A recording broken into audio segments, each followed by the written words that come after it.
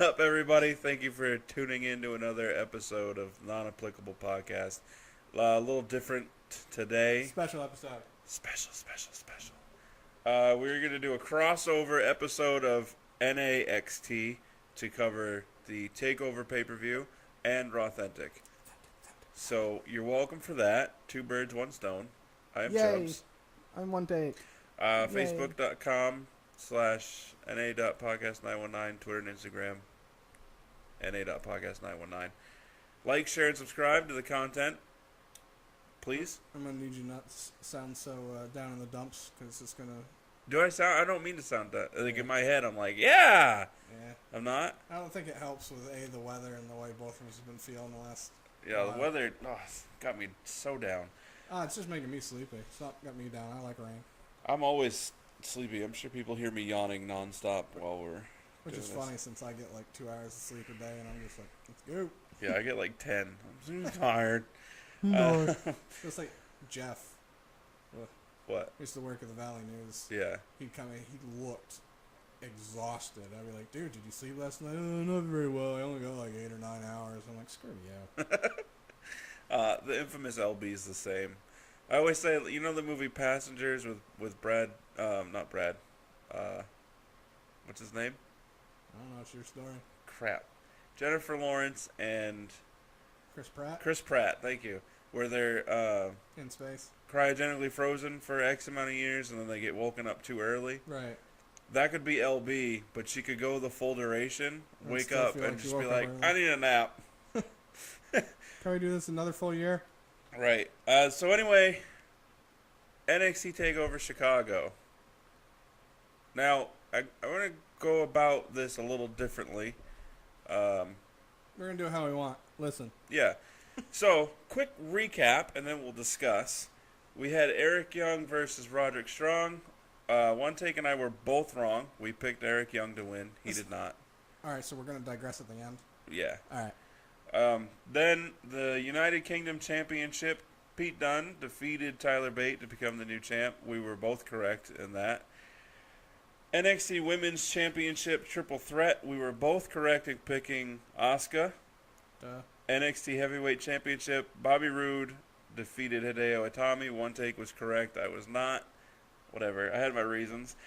And lastly, NXT Tag Team Championship ladder match between Authors of Pain and DIY, and we were both correct in picking Authors of Pain.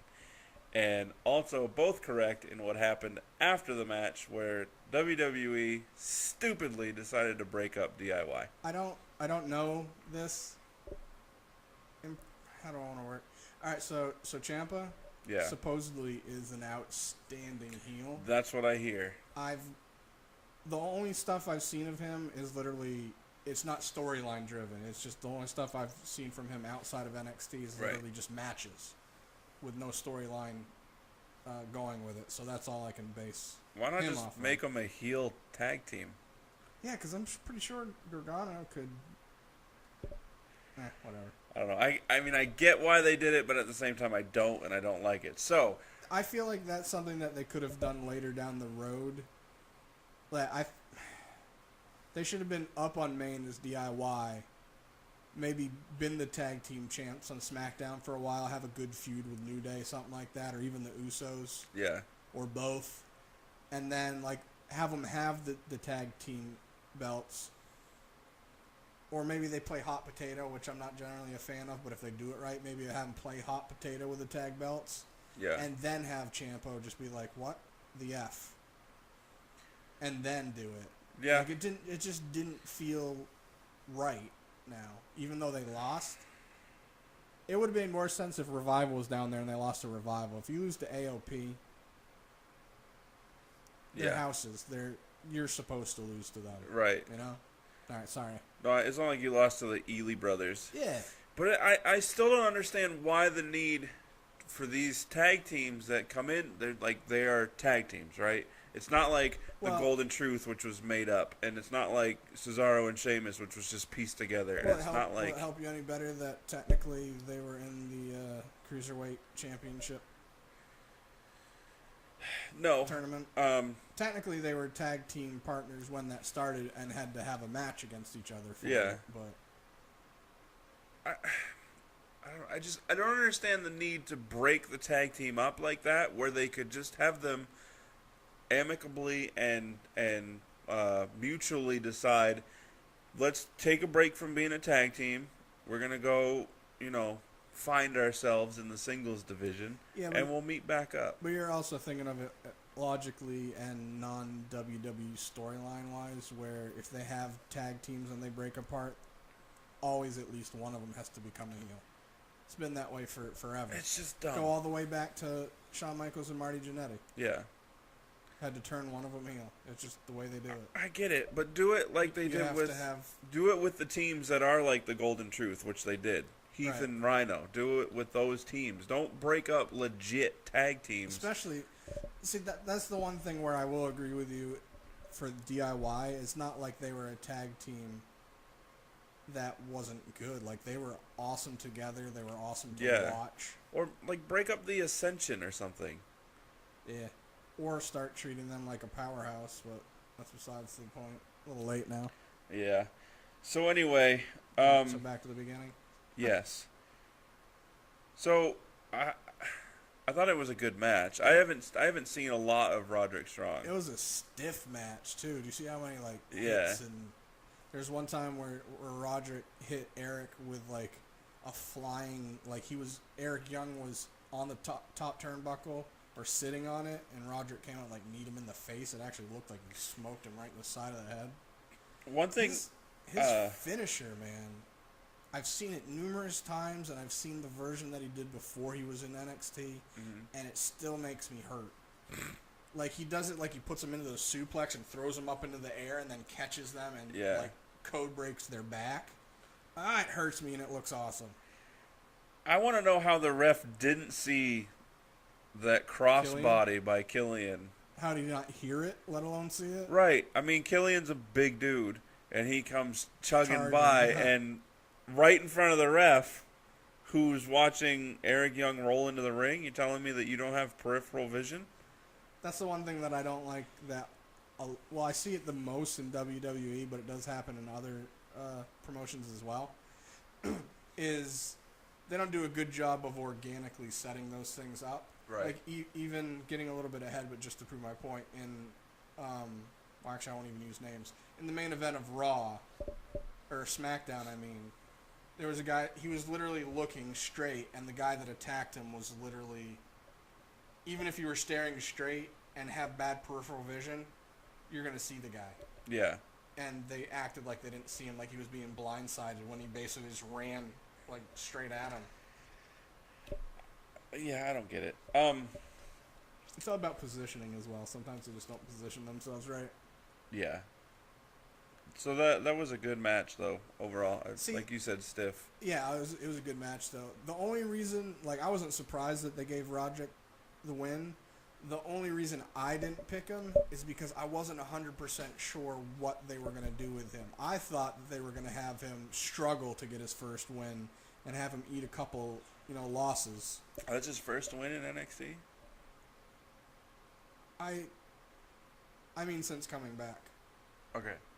I don't know, honestly, because he's been up and down and had he was doing tag matches and stuff, so I don't really remember off top. But no, I just felt like they were going to make him struggle for. I shouldn't have said his first win. I just meant a win. Even if he was in a feud with Eric Young, I thought they'd get the best of him for a little bit, and then Roderick would find a way to come out on top, right? Opposed to having the smart, strategic way of coming out on top of the first match. That's the only reason I picked Eric Young to win, because it made sense to have Roderick win. Right. Especially after losing to Hideo. Yeah. So, the UK Championship match.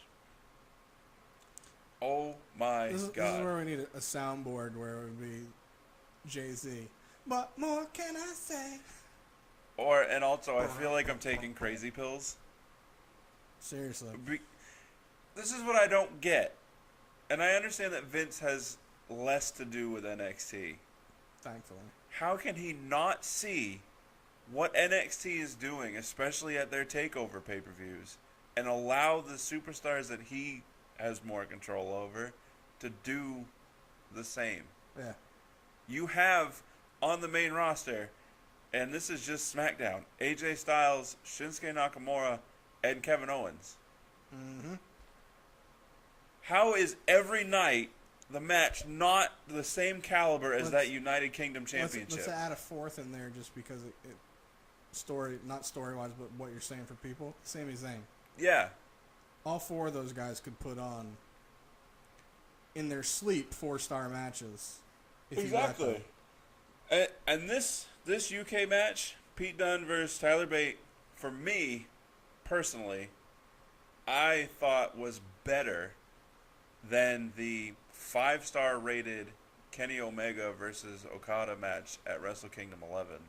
That's the only reason I'll say it's a hard comparison, and I won't. I mean, obviously that's your opinion, so I'm not going to say you're wrong. Right. I can agree with it on levels. The only reason I won't is because the Omega and Okada match was so friggin' long and awesome. Like, it wasn't a match that you're like, all right, wrap it up. You're like, it's over? No. Yeah. Well, I was the same with this match. No, that match was definitely a good build-up. I feel like the Kenny and Okada one did a better job of I don't want to say pacing, because the UK match was really well paced, right, and a good build up. I just feel with as long as the Okada and Kenny match was, it did a good job of pacing itself properly to get you to like, oh, kind of a build up. Oh, we're still building, and it just kept going and kept going and kept going. See, for me, the UK Championship match, I got invested in it.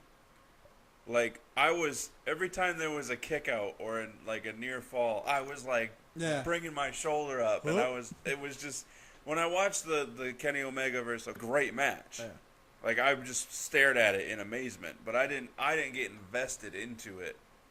I wanted to say maybe it's because you don't have as, like, you don't know the characters as much, but you also don't really, Tyler and Pete. Yeah, I've seen more of Kenny Omega than I have of Tyler and Pete. I mean, I can definitely say for viewing purposes, they're, for me, and obviously anyone, a bunch of people go, how dare you? I think they're on par with each other. Opposed to going, this one's clearly better, or that one's clearly better. I could definitely see it being, kind of a toss-up. Right. And the only reason I say better is because it managed to get me emotionally invested into it. Yeah. I mean, if the Omega Okada match had done the same for me, nothing would compare to it, because it was that good. Even Kenny Omega versus a 9-year-old girl was incredible. He still gets crap for that. Whatever. Anybody that just heard that, go look up Kenny Omega versus 9-year-old girl. Remember, wrestling is fake. And also, wait, do you know the backstory behind it? No.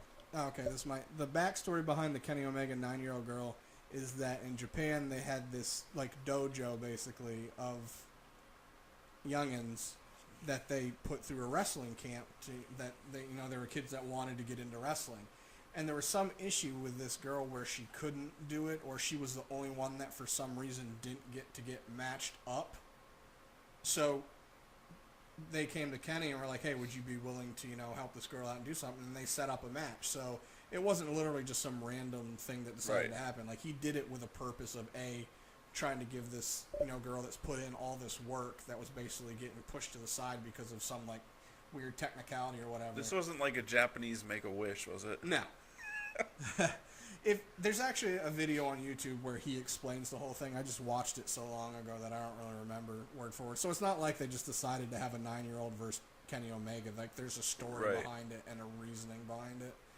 And if you find the Jim Cornette reasoning behind it, he obviously didn't know that either. Cause I don't listen to anything Jim Cornette says ever. I swear, he's the white wrestling version of LeVar Bell. Ball, yeah. Vince Russo's the same. I feel like he just says stuff that he knows is going to get a reaction and probably doesn't even believe half of it. That he knows it's just going to get heat. Right. And get attention, and that's what he wants. Vince Russo's the same when he said that David Arquette was more over than Kevin Owens would ever be in his life. Dude, I just say things. When we're done, because I don't want to digress more, remind me of a Steve-O question I got for you. Okay. So, NXT Women's Title Triple Threat. I mean, having to follow the UK Championship match. I think that was a lot of it. Yeah. If that had been before, I would view it as like... That was a pretty good match. Right. I mean, it definitely had its botch spots, and you could tell that Nikki and Ruby Riott both need more experience in the ring. Yes. Especially with getting in spots properly. And the ref needs more time in the ring, because there was a spot... Was it the Indian dude? I don't remember. I don't either. But there was a spot where Nikki Cross was pinning Ruby Riott, and Asuka came in and broke it up at the 2 count, but Nikki Cross stayed pinning Ruby Riott. After Asuka hit her? After Asuka hit her. I thought... Now, I'm saying this based on... Obviously, I watched it and I remember it happening, but I'm not having the full visual in my head. Right. Is that I thought... I get your point, but technically the ref would have had to start the count over. Is that what you're saying? Like, he didn't? Yeah. Because once the other person makes contact, it breaks the count. It's sort of like when you're outside the ring and you roll in and out and it restarts the count. I mean, like if somebody's being pinned, you can go over and kick them, and even if they're still being pinned, they have to start the count over, or it's null and voided. I mean, I don't understand, because the concept is you're supposed to break up the pin where you actually break up the pin. Just going over and tapping them on the shoulder. Well, I'm saying it just has to be like contact. It even has to be enough contact to have the person that's pinning. It's supposed to break the pin. It's supposed to make contact null and void. So I don't agree that that's the case. I don't know what to tell you. It's like so. Like the point of breaking up the pin isn't supposed to make the ref go, okay, I need to stop pinning. It's supposed to remove the person pinning the other one. So what I'm saying is pin. when you have person pinning other person, right, and Asuka comes in, hits the other person, as long as this happens, no more count. That makes no sense to me. How not? How does a pin work? A pin works that I'm making contact with you. If I'm no longer making contact with you and then start contact again, the count starts over or she is didn't. Not there. But this is what I'm saying. Nikki Cross did not leave Ruby Riott's body. I don't remember the ending. That's why. Right. It was before the ending, because at the ending, Ruby was pinning Cross and Asuka broke it up and then pinned both or whatever.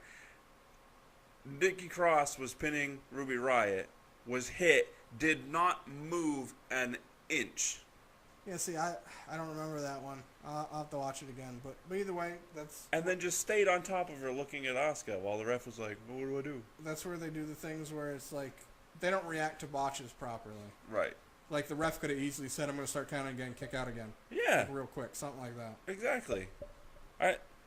Definitely look it up again and watch it, because... And that also comes down to, like, just wrestlers having more ring awareness. Yeah. I don't know, a perfect example, which I'll try to be quick because we're trying not to make this video 4 hours long, is there was an AJ versus Dolph versus Baron Corbin, I believe.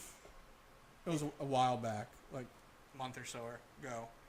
And Baron Corbin was outside of the ring. Dolph super kicked AJ, fell on him for the pin, and the way it was supposed to happen is Baron was supposed to get his Heineken in there and break it up. Guess who was late? Baron. AJ, being smart, heard the count start and started looking around to see where Baron was, saw that Baron wasn't there, and he kicked out at the very last second.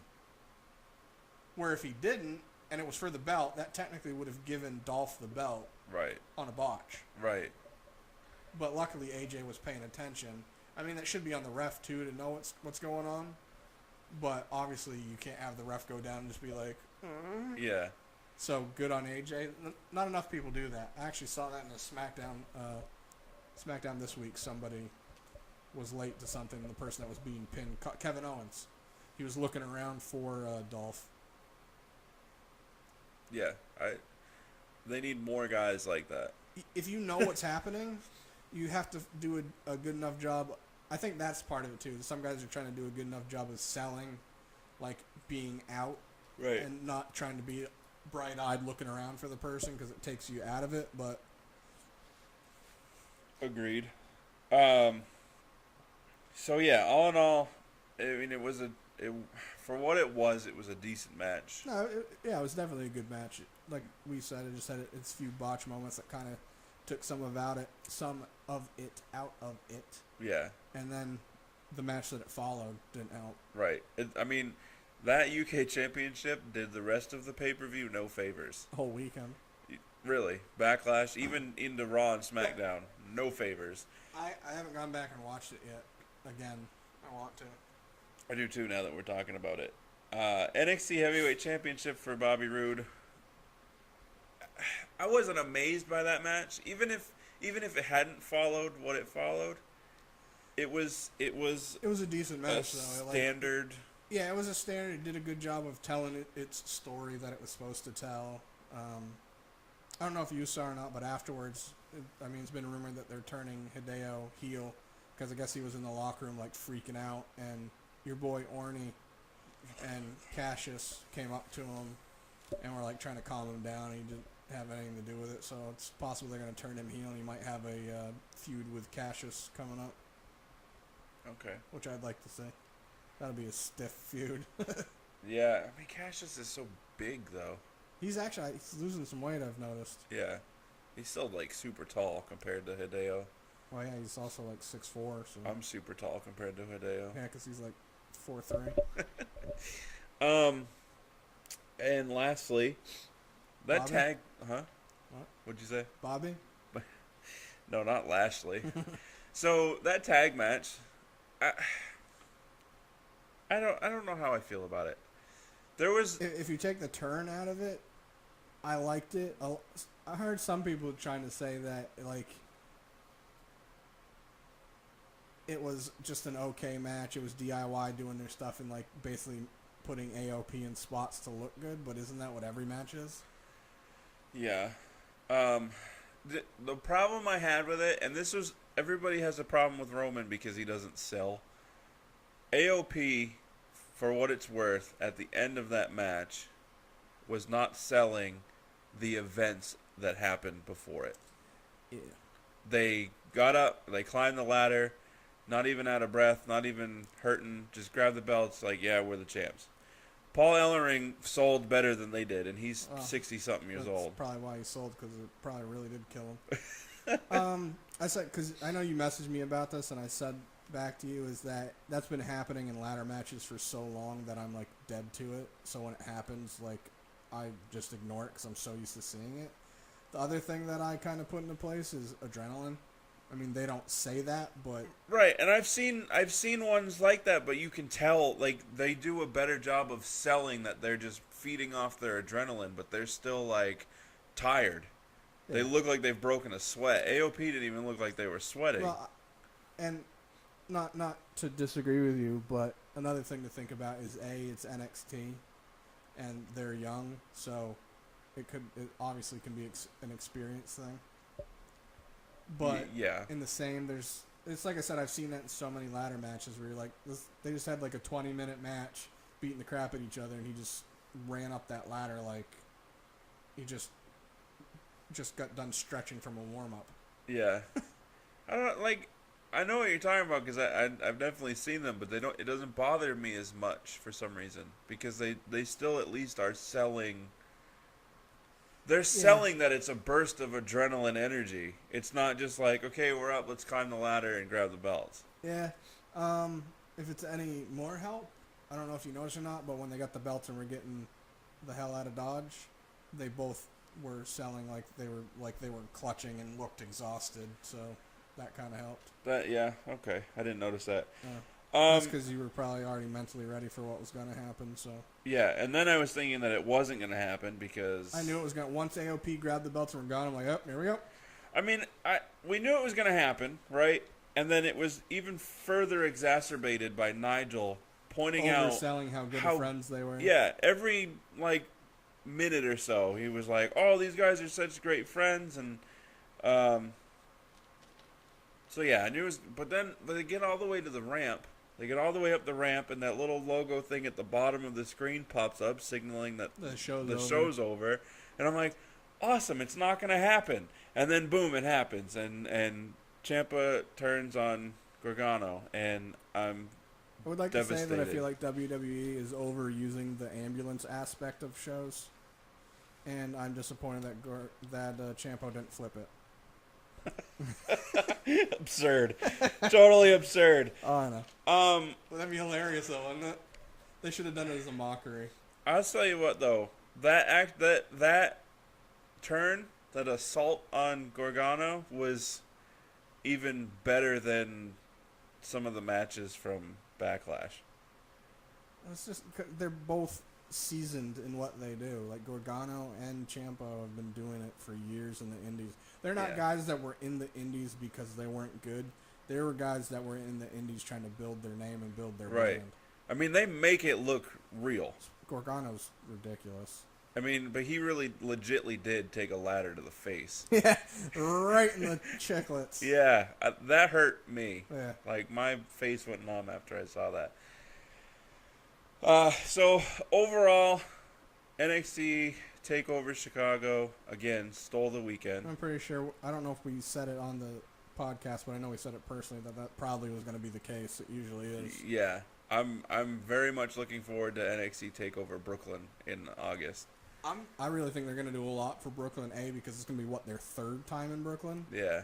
So I think they're going to try to amp it up a little bit even more. Yeah. That's like, I know that they do the one before WrestleMania as well, but I feel like NXT TakeOver Brooklyn is NXT's WrestleMania. Yeah.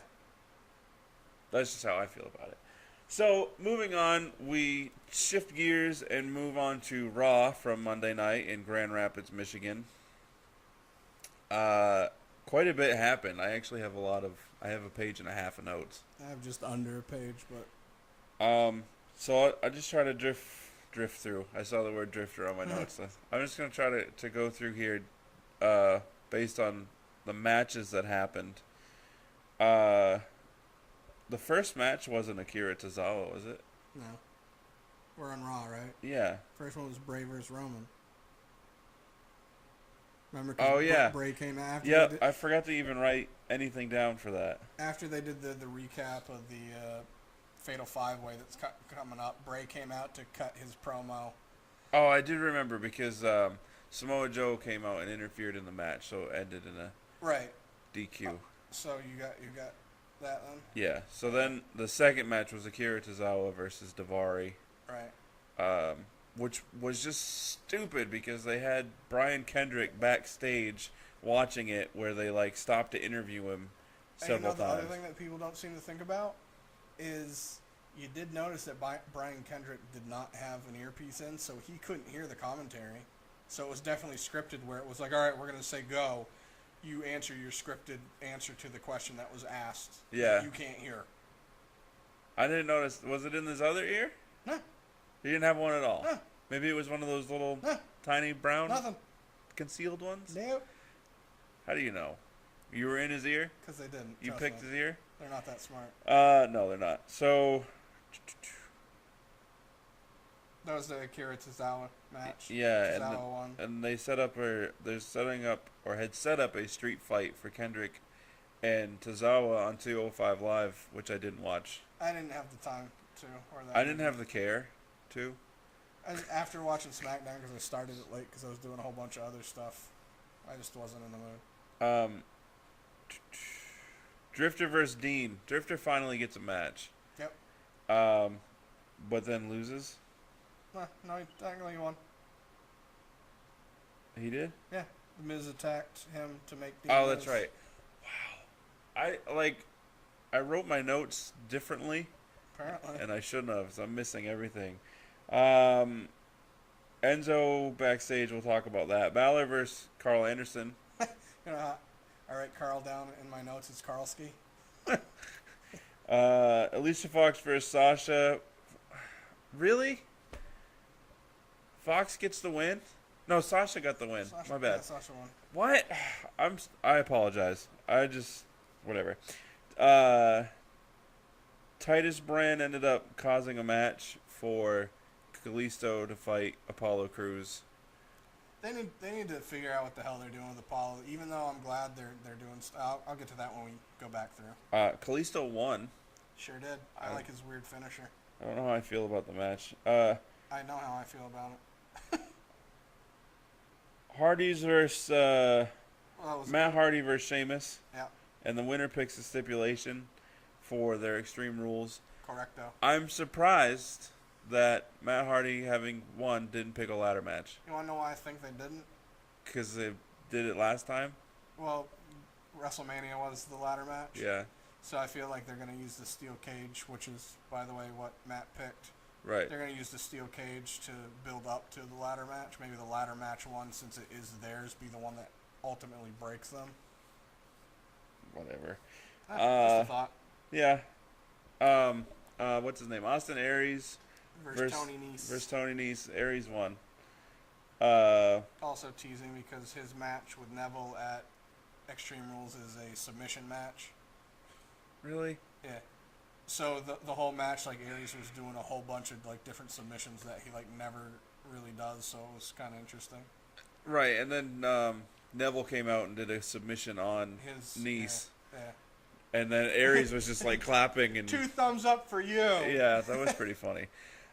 Mickey James versus Alexa Bliss. Alexa won. The whole kendo stick furthering the storyline. Bray and Joe versus Roman and Rollins. Kind of cool to see a mini Shield reunion. Which, Still don't like how they did it. No, that was set up. As far as the match. That was set up at the beginning of the show. I noticed a possible botch by Roman. We'll talk about it. And then Seth gets put to sleep by Joe. Go to sleep. Bray and Joe won? Bray and Joe won? Yes. Okay. And then... Yeah, because just so I don't forget, well, they won because Joe choked out Seth. Yeah. But you know what we were saying? You remember how back in the day they used to do, they'd raise your arm, 1, 2, 3. Yeah. You know why they're not doing that anymore? Why? And I knew this, and I don't know why I didn't think of it when you said it before. They're trying to make it more like real fighting, like UFC, where if you're not defending yourself or not talking to the ref, you're out. Okay. So that's why when the ref comes over, can you go on? Can you go on? And they touch them to see if they're responsive, and if they're not, you're done. I get that, but so they're trying to make it more like a real The whole match. 3-arm drop, we're on the third one where they start their comeback. Yeah. It's to heighten the drama of the match. You're taking that out of it. Yeah. And not like I said it like it was your decision. Way to go, one take. Way to ruin a good thing. Do what I want. All right, so back to the top. Yeah, so Bray Wyatt's promo. Can I say this? We I don't can't know talk if you enough saw about Bray's promos. I don't know if you saw it the way that I did because my brain works so much differently. Okay. All right, so he is no longer of family. Right. He's Bray Wyatt all by his onesies. Yeah. I feel like his promo, because he kept saying, "Follow me, I can protect you. I'm the one that can protect you." Recruiting. It made me feel like he was, which I do like and I don't like. I like it because it's an inclusive thing, but I don't because it just includes everyone for no reason. Right. Is it made it sound like he was saying that the WWE universe is now Bray Wyatt's family. Get behind me, follow me, because I can protect you. You're now my family. Right. Which I like that aspect of it. Even thinking about it's kind of making me like goosebumpy because it's a great concept. Yeah. But then the thought of just like, well, I'm following you. I didn't do anything important, but yeah, I'm part of the family. Right. Well, I mean, they could. It also plays into his cult leader thing. Right. It's just numerous followers follow me. And they could branch that off to have, throughout the next few weeks or months or whatever, different superstars looking for a place to approach Bray, and maybe he could rebuild the family. I don't like WWE's thought process of faces can't have a posse. You know what I mean? Yeah. Because do you think any that do? I mean, you have some that they align with each other for like matches or to help out, but like you never have. I can't think of like. I shouldn't say I can't think of legitimate face factions that are meant to be face factions. Like the it's because they don't have any factions the 5-man anymore. band or 3-man band or whatever. Yeah. They were technically supposed to be a face faction, but it was more just for comedic, and they wanted to get heat. Right. Or like New Day. Right. But how often do they actually go, we need a face faction that's legit face? Well, nowadays, they never say we need a faction anything. Which is retarded. Yeah, no, I talked agree. about that. Sorry, I'm going to get way too digressed and non-needed. So, what was... That's right. So, Michael Cole has a list of words that he doesn't understand the meaning of. Irony is one of them. The other one was, I added to the list Monday, was immediately, because it was at least 2 minutes into the match. Yeah. Where Bray attempted his sister Abigail, and Cole says immediately right out of the block his sister Abigail attempt, and it's like, no, dude. We're like a quarter of the way out of the block. Yeah, that's whatever. I hate Michael Cole. I know you don't like Cole, but he tries his best to. Yeah. I respect his effort. He's no JR, which I forgot to mention when we were talking about Takeover. He did the UK match. UK match, which was very helpful. Oh, I can't even talk as much as I thought he was going to. It made it that much better. Oh, it's so refreshing. Yeah. JR is great. He needs to come back 100%. Great. So yeah, Samoa Joe interfered in that match. Once I saw Joe come down, I was like, great, this is going to turn into a tag match. Yeah. Seth Rollins comes out. And then, this is what I don't get. The fans... And then WWE confusing more than just me. The fans hate Seth Rollins, yet when Seth and they hate Roman Reigns. Apologize. Yeah, I was like, huh? They hate Roman Reigns. He and Seth Rollins are standing in the ring together. Everybody in the crowd chanting, "Shield, shield, shield." Pick one. Yeah, you can't like hate him and then want him to be... You can't hate him and then immediately like the same exact person with the same exact story behind him just because... Exactly. Yeah. So Kurt Angle comes out and makes the match, the tag match. And then WWE drops the theme song for Extreme Rules without anyone knowing what it is. I'm like, what the hell is this song? I think they were supposed to play Seth's music. Dude, they botched 2 or 3. Two that I'm thinking of top head, but there's another one where I was like, I swear they botched. Yeah. Way to go, production. So then, I'm so glad the Drifter finally got a match. So he's drifting through backstage. Kurt Angle that's right, because Seth and Roman were arguing with each other, and that's when Kurt came and said, you guys got to work together. Yeah, that's right. I didn't like the Drifter singing terribly in the middle of the ring before his match. Yeah, he did better in NXT. Maybe he was like a bit like nervous or something. I don't know. I don't know. From anything I read is that Vince wants him to be terrible at it and thinks it's hilarious. So he's terrible at it on purpose. Yeah. Yeah, I can see Vince totally thinking that. He's gonna puke. Right. Yeah. So he was given a match versus Dean later in the show. We talked about Akira Tozawa and Daivari already, the stupid I do Brian want to Kendrick point thing. this out, though. Not that it necessarily matters, but Ari Daivari totally got the jobber entrance.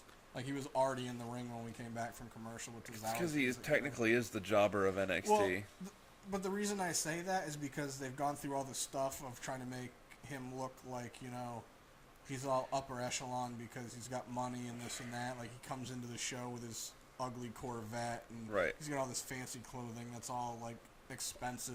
Yeah. Like, they put this time and energy in, and then since it's a 205 match on Raw, instead of being like, we want 205 to feel important. Right. Why not push it and have the full entrances? Instead, they'd rather show us vignettes that we've already seen numerous times throughout the show to take time that way. I agree with you. The Sasha Banks, when she's backstage and Noam Dar and Alicia Fox, and Alicia's like talking about how Sasha's all alone and stuff. We all know Sasha Banks is married. Yeah, but that's not a secret. That's irrelevant because that's Mercedes, not Sasha. What? Sasha's a character. Yeah, her character has nobody. Fair enough. No, when they said that, I thought the same thing. I'm like, dude, she's married. But I was like, that's how they break, character away from their real life. Yeah, I get it. Well, at least you could say that was one of the few times that Alicia had talking point where she didn't make my ears want to bleed. Okay. Like, at least she was, like, toned. I don't want her to talk ever. I hate it when she gets that. Oh, it drives me insane. I also will say this. So this was this their second or this was their third match? Yeah, this was their rubber match. And even though it was a quick match, all three of them were better each time. Like the first one was, man, okay. Second one was, it was better. This third one was better than the last one. I thought, even though it was a quick one, Alicia looked like she improved each match, which I liked. Yeah. As obnoxious as she is, I definitely want to see people like improve when I see them. I just want her to go away. That's why she's on 205 a lot. So Enzo was found knocked out backstage. You and I both, like, I texted you immediately. Yeah. Said, am I the only one that thinks Big Cass did it? Well, I thought he did just because. So, you cut to seeing a ref next to Cass, and Cass going, "What happened? What happened?" And like, the ref's like, "I don't know. Come on, come check it out." And it was weird. And Right, the ref couldn't say Enzo's been knocked out right, cold. They cut to showing Enzo face down, looking like he'd been bashed through something. Yeah. And then they cut back to Cass, and he just had this look on his face of like, "Great, here we go." Like he kind of like rolled his eyes, like, "Ugh," like he was annoyed with it. So that's why I thought it was him. I didn't notice that, but that would make me think that it's not him. Right. Just before he did like they showed him, he just had this look like, whatever. And I was like, okay, it was him. And then he did his, "Ugh, here we go again." And I was like, oh, maybe it wasn't him. Yeah, because, I mean, that makes it seem like while he was away, Enzo got into a confrontation with somebody and got his ass kicked. Right. So, I don't know. And I had read that somebody said that they saw the revival. I still have it recorded. I'll have to go back and look because I didn't. I didn't see them. I was watching. And I didn't even think they were ready to come back yet. I don't remember. Dawson, I always get them both confused. Is it Dawson with the jaw wired shut? Yes. Or was it Dash? I get them confused. It's Either not way. like they look alike. I just don't remember. Right. One of them has a broken jaw. The one with the hair and beard has the broken jaw. With the hair and the beard? Yes. So Dash. Yeah. Dash Wilder. So, before Raw went on the air, or just as it went on the air, I was on Twitter and I saw a tweet from Carl Anderson to Finn Balor. And he said it's been a long road, cowboy. But beating you up's best for business. And I was like, what? And then, so it was kind of a randomly placed match. Well, you know what's been rumored is, like, did you see the picture? Well, Finn posted it, but I guess it was from WWE.com.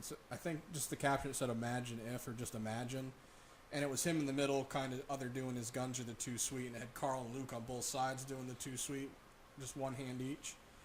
And if I heard correctly, it was on WWE.com. They're the ones that took the picture and put it up, and then obviously Finn put it on his Instagram and stuff. Mm. And people were like, "Oh, they're teasing for it. They're gonna do it. They're gonna, bring the club or make it into the Balor Club. Yay!" So there was the rumor that they had this match. So it was more to say they're not gonna do it. So we're gonna have them fight to prove that they're not together. See, this is where I would be okay with Finn beating Brock Lesnar, is if there was an assistance from the club. Exactly. Which I completely did not have in my brain at all. Oh, my bad. Sometimes I don't say things that I don't feel like, and I've been thinking that, like, actually I may have said that. I don't think you did. No, maybe I didn't say it. At least not to me. Oh, maybe I said it to B. Because I had the thought of, because you were saying how, you don't like the thought of somebody the size of Finn beating somebody the size of Brock. It just doesn't make a bunch of logical sense. And I said, what if he gets help? I do remember saying that. You did say that to me, and still my brain did not piece the club and Finn Balor together. I'd love to tell you that I'm surprised. No, that would be a lie. Even you and I both know that. Yeah. So you talked about it, but I forgot to bring up my point for during the Akira Tozawa and Ari Daivari match, and how you were saying they cut back the times to Brian Kendrick backstage. Also, watching a TV from an angle that no one would ever watch TV. Right. I literally put in my notes, WWE still finding ways to have their match not on the screen or something interrupting it and making it not feel important. Yeah. That's something that it could happen before the match and after, not during. Right. It takes away from making it feel. It makes it just. We shouldn't pay attention to it. Who cares? Yeah. Even with and then we'll talk about it on our SmackDown episode. But the picture-in-picture commercials during the matches, couldn't pay attention to the match. I was gonna say. Yeah, we'll talk about it during SmackDown. Yeah. I like Kalisto's mask. I like his mask. He also got a jobber entrance. Yeah. Which is dumb because that's Sin Cara's where he jumps over in the trampoline. Yeah, Kalisto does too, I thought. Does he? Yeah, I thought they both did. They both did. They just do it. Don't they land differently? Yeah. Kalisto got the win because. All right, so this is where I was saying they need to pick their poison what they're doing with Apollo. Like, I'm glad that they're putting him with Titus, because it's getting Titus on TV because Titus is hilarious and smart. In the ring, he's kind of whatever. He serves his purpose, but otherwise, he does a really good job. So putting him and Apollo together, I really like. Yeah. But they need to pick a poison where it's helping get Apollo over, or maybe they are going to lean towards having him be a heel. See. But the way they're doing it right now makes it look like Apollo's just getting pissed at Titus opposed to... Which is what I would rather they do, where he ends up losing every week because Titus, and then turns on Titus, they have a brief program, and then Apollo goes out on his own as a heel. Yeah. Rather than, you're going to win some and you're going to lose some. And just you can't get a baseline. One or the other. Yeah. Either he wins all the time and then decides, you know what, I can do this without you, or he loses all the time and says, hey, you're hurting me. Right. Something. Having him win and lose makes no sense. I'd rather them have him win just because I kind of like those two together, especially if they get on the same page storyline wise. Right. I think it could be really entertaining. I agree. This annoyed me to no end. Paul Heyman, great. Oh yeah, we forgot to mention that. It just popped into my head. So he came out after Finn Balor because Finn, before his match started, he came out doing his normal entrance, mic time. I don't remember what he was saying. Basically, just hey, Balor Club, what's up, brothers? Yeah, he's saying like he's coming for the WWE. Oh yeah, he's coming for the belt that he never lost. Right. Cut to Brock's music. I was kind of hoping Brock was going to be there, because he hasn't been on TV since WrestleMania. Did Brock's music hit? Yeah. Oh, I don't even remember. Yeah, his music hit, and then Paul Heyman came out. Paul Heyman, great on the mic as usual. Yeah. I loved his reference to ECW. Well, I don't remember. Well, so when he was coming down the ramp, he was breaking down everyone that was in the 5-man number one contendership match. Yeah. And was just basically saying, this person is a victim. This person is Brock's victim. This person's Brock's victim. But you, Finn Balor, are not Brock's victim. Everyone else is looking at you and thinking your size matters and blah, blah, blah. And he said something about, at the Extreme Rules match, he goes, I know a little something about Extreme. And I was just like, nice little caveat. But he did a great job of, he's Paul Heyman. 9 times out of 10, he's going to do a great job on the mic anyways. Right.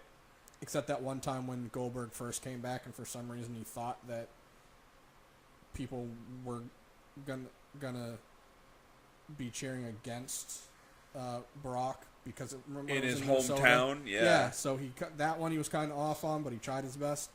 But other than that, just him, Kevin Owens, somebody else that I'm spacing out.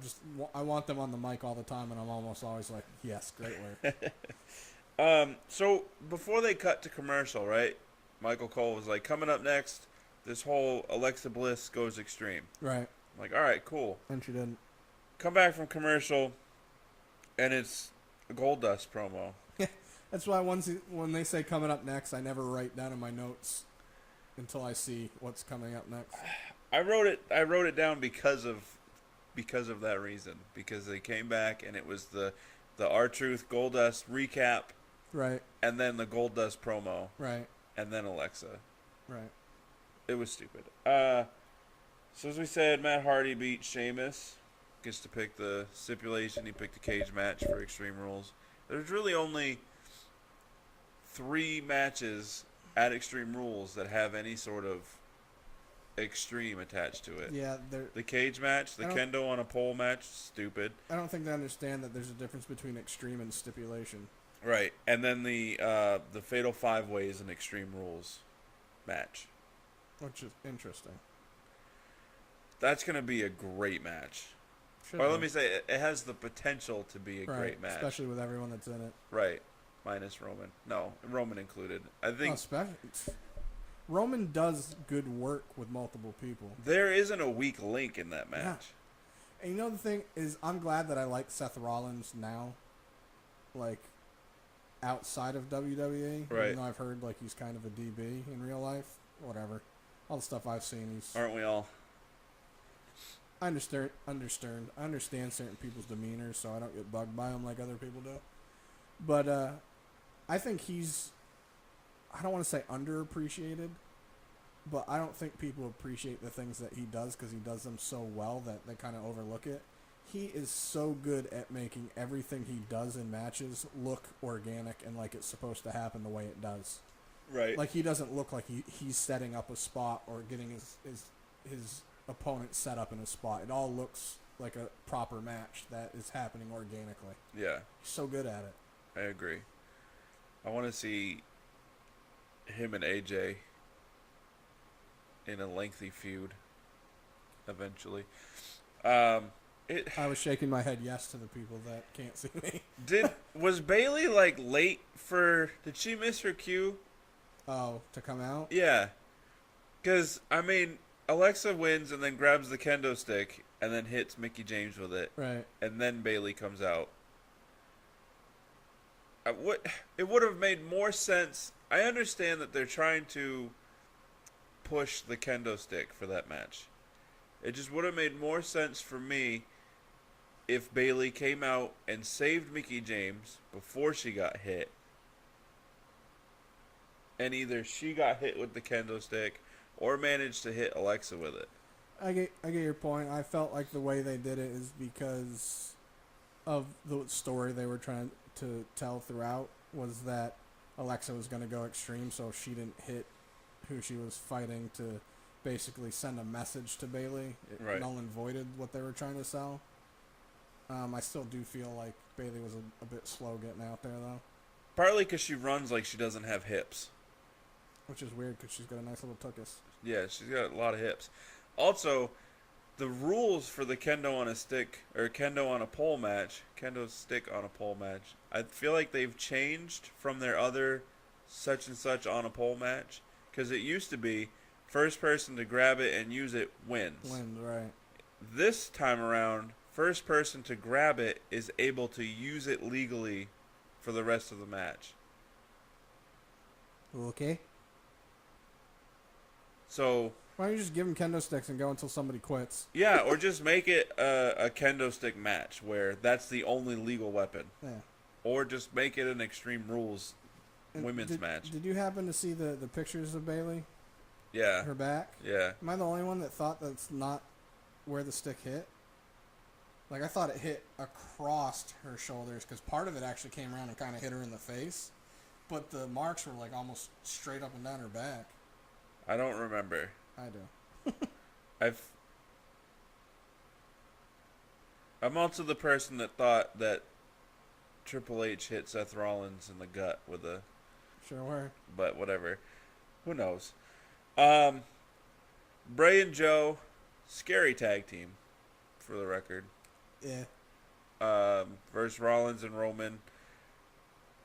This is where I felt like Roman had a botch, but I guess it really wasn't. So he went to Superman punch Joe stepped out of the way. He pulled the reins back, so to speak, on his Superman punch and just kind of like shoulder blocked Seth.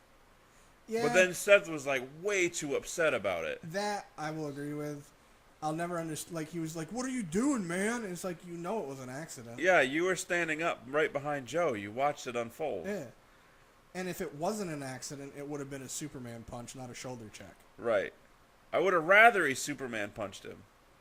Yeah, but that would have made more sense. I think the only reason they didn't do that is because technically it should have knocked Seth out, because then he couldn't be mad about it right then, which caused the ability to have Roman pulled out of the ring by Bray and Sister Abigail outside. Cut to Coquina Clutch. Night time. Yeah, so maybe it wasn't a botch by Roman, but it was an oversell by Seth. Yeah, that's one of the things, is like how I always say to you, ref banter sucks, because refs just say things that you're just like, why are you saying that? Right. Like, get it out of there. Like, they just say stuff that sounds dirty. Yeah, that you don't need to be saying, and it could be done. I know they're trying to sell their job, but it's all about proper banter, and they don't.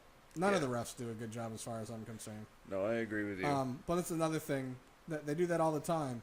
The only time I find that acceptable, which has nothing to do with WWE, in Ring of Honor, Cody Rhodes and Adam Cole had a tag match, and Cody accidentally got pushed into Adam. Adam fell to the mat, and Cody was trying to tag him, and he's like, Adam, what are you doing? It was an accident. And he just waves him off. He's like, screw you, I don't need this. And left. Right. Because he was, like, angry. Then he came back. But it was part of the story. He came back to catch the other team by surprise and started pointing at his head going, Yeah. Smart and thinking. That's when I'm okay with it. Right. But just to, like, you clearly know something was an accident. Don't be like, what are you, bruh, how dare you? Especially because the norm of that situation is where they legitly do get, like, super kicked or Superman punched or speared or what have you. And then they're later upset about it. It's not like, oh, you bumped into me and, well, I'm really angry at you. Yeah, it makes no sense. I don't know. So, to finish up, backstage Kurt Angle watching the TV match from a Horatius angle that no one would ever watch a TV on. Especially if you have a bad neck like Angle does. You want to go metal with a broken freaking neck. So Finn comes out, or comes back to Angle and says he wants a match with. Hey, brother, I want a match with one of them. Yeah, one of those guys, and